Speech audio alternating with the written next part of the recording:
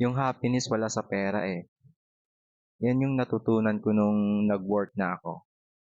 Kasi akala 'di ba natin kapag may mataas tayong sahod, akala natin magiging masaya na tayo. Yan yung unang, nakatatak sa utak ko, eh, nung bago pa na hindi pa ako nag-work. Akala ko kapag may pera ako lagi, magiging masaya na ako kasi magbibili ko yung mga gusto ko. Hindi pala, eh.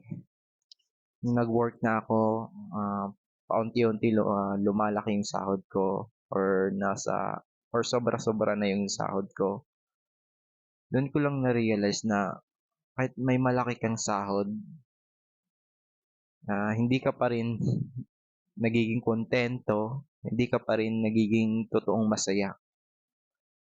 Kumbaga parang panandalian lang 'pag nawala yung ano mo, yung gana mo, parang mawawala din yung saya mo.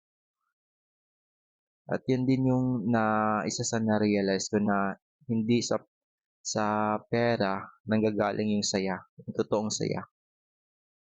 Yung totoong happiness nanggagaling sa paligid mo, sa tao, sa pamilya, sa pagiging mabuti mo sa tao mo, sa kapwa mo, sa pagtulong mo. Dun yun nanggagaling yung happiness, hindi sa pera. Kaya sana 'wag mong masyadong sambahin yung pera. Oo, sobrang nakakatulong yung pera sa atin, pero 'wag tayong pumunta sa point na sasambahin natin yung pera at nakadepende sa pera yung happiness natin. Sana 'wag kang pumunta sa mindset na yun.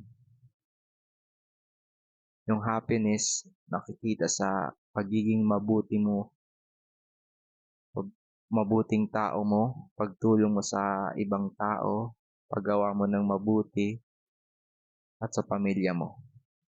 Dun mo makikita yung happiness.